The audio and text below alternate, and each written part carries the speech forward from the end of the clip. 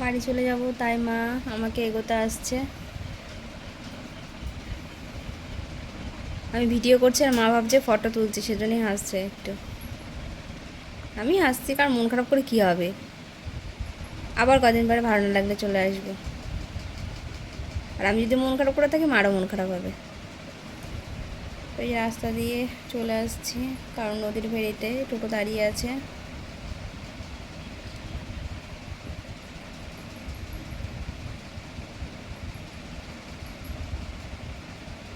মা বলছে এই দেখ আমাদের ছাগলটা, তুই বাড়ি চলে যাবি বলে মন করে বসে আছে। তো আমি বলছি কি রে, মন খারাপ করিস না, কদিন পরে আবার আসছি।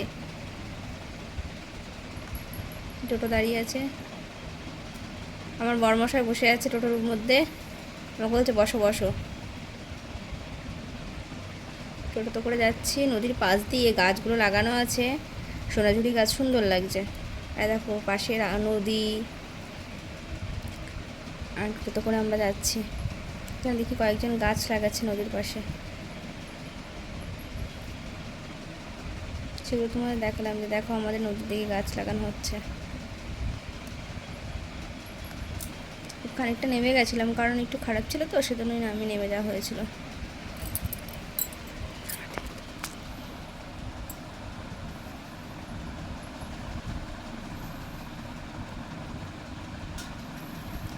বাড়িতে এসে ড্রেস চেঞ্জ করে ফ্রেশ হয়ে একটু মাকে জিজ্ঞাসা করছি যে মা কী রান্না করছো, আমার খুব খিদে পেয়েছে।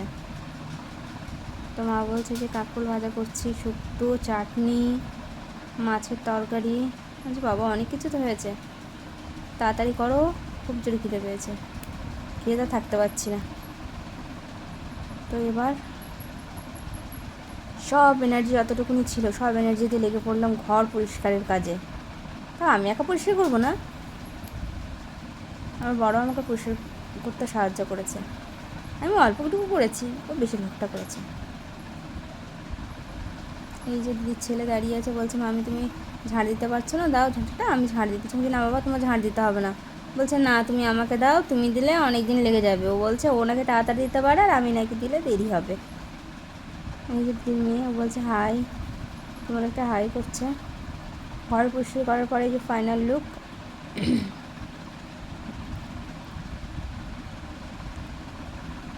সব পরিষ্কার করেছি, শোকেসের উপরে ফুলদানি রেখে দিয়েছি, শোকেসটাকে সুন্দর করে গুছিয়েছি,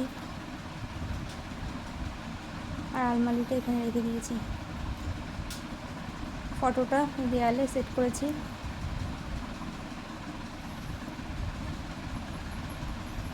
বিছানা চাদর সুন্দর করে পেতে নিয়েছি বিছানায়। ড্রেসিং টেবিলের উপরে একটা পুতুল রেখে দিয়েছি।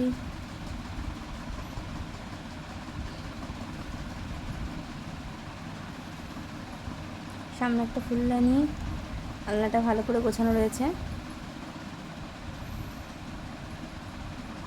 এই দুটো পুতুল, দুই বোন বসে আছে। সাইডে একটা পুতুল রেখে দিয়ে